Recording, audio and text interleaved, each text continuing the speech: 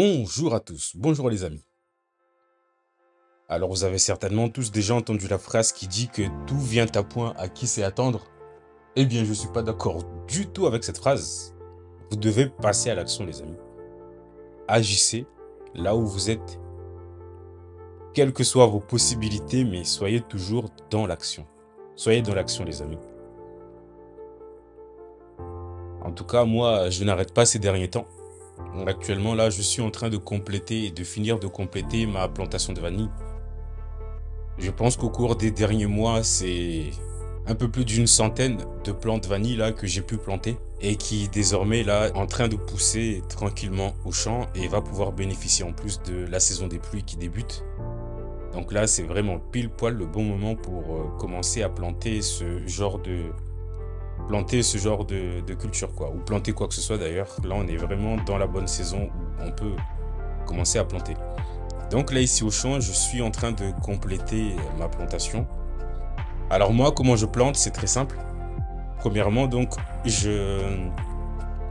il y a quelques semaines, quelques mois même en arrière, j'étais venu planter des jatropha qui serviront donc de tuteur, puisque la vanille étant une liane, en fait, vous avez besoin d'un support pour que la liane tienne debout. Mais en plus donc de ce tuteur là, aujourd'hui, là, je viens de terminer mes plantations et pour planter, il suffit de réaliser un trou. Puis là, moi, ce que je fais, selon le conseil d'un ami qui, lui, est à des années-lumière devant moi concernant la plantation de vanille, à Calais, je pense à lui. Lui, quand il plante, il prend des troncs de bananier et il les découpe à l'intérieur du trou pour donner de l'eau à la vanille, tout simplement. Et j'ai vu comment lui fait et ça marche très bien, mais vraiment très très bien. Alors j'ai décidé d'adopter sa stratégie, sa technique. Donc là, une fois ma vanille plantée, il ne me reste plus qu'à les attacher sur mes tuteurs, puisque là les vanilles, elles risquent ou elles peuvent tomber éventuellement. Donc c'est ce que j'ai fait. Les amis, il faut qu'on développe l'agriculture sur notre île.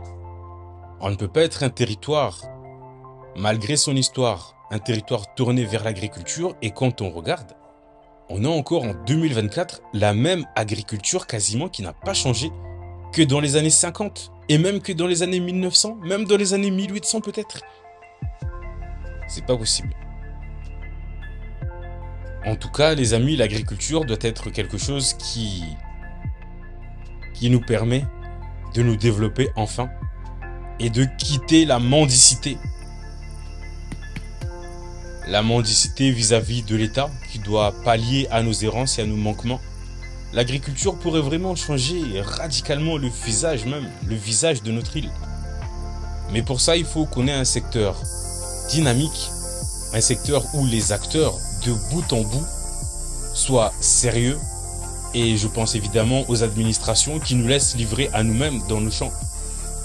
Alors qu'ils ont 50% au minimum, j'irais même jusqu'à dire 51% des solutions à nos problèmes, c'est eux qui les ont car vous avez vu toute l'énergie et tout le temps et tous les efforts que j'ai déployés ces derniers temps.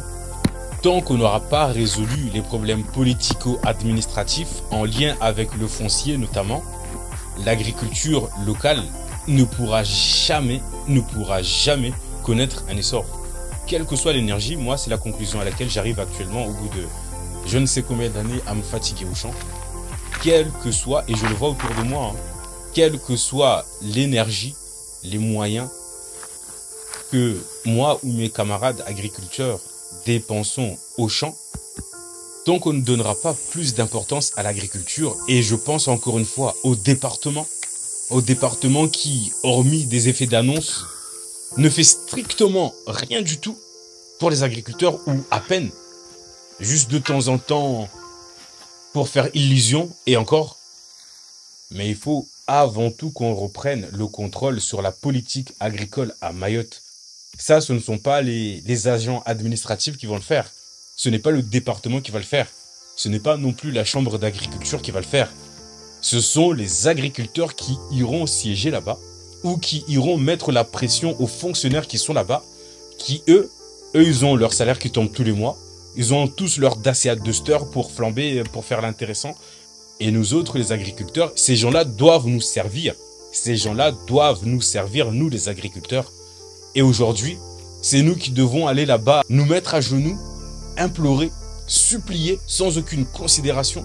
Les amis, si l'agriculture est une chose à laquelle vous croyez, et je vous invite à y croire sincèrement, car il y a dans ce domaine-là des centaines et des centaines de millions d'euros. On ne peut pas vivre sans manger, les amis.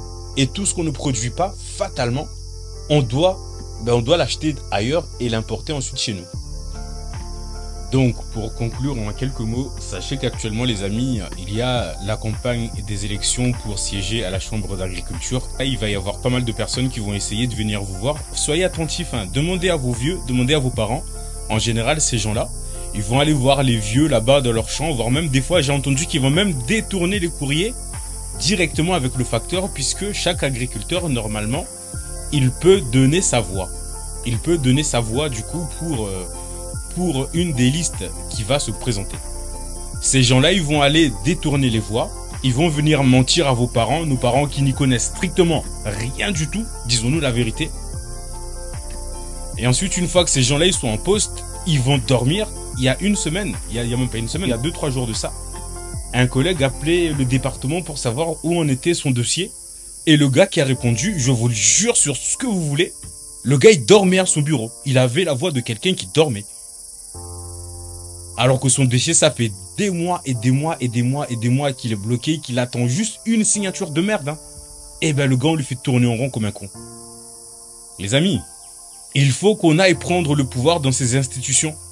Si vous êtes attentif à toutes ces vidéos que je publie, si vous pensez que ce que je dis va dans le bon sens, même si il doit y avoir 1 million de choses que je ne fais pas ou que je ne dis pas correctement peut-être, mais c'est aussi le but, c'est de se rassembler en collectif et prendre enfin le pouvoir.